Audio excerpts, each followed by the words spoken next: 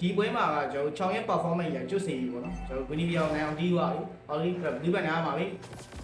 ရီထရီစိတ်ကြီးတို့ဗျာ4000ကြီးပွဲဒီကလိုနဲ့ချက်ရက်တယ်ရီထရီတွေအဲဘုံကျွန်တော် migration ရှောင်းတယ်တဝိုးဆိုကျွဲကောင်ကလုံးလေးပါကျွတ်ထွက်သွားတယ်အားလုံးမကန်တာကြီးအဲ့တော့ fab black လေးကလုံးလေးပါကျွတ်သွားတယ်ဟာဟုတ်ကဲ့โอเคချောင်းနေနဲ့ကျွန်တော် fab black ယူသွားပြီ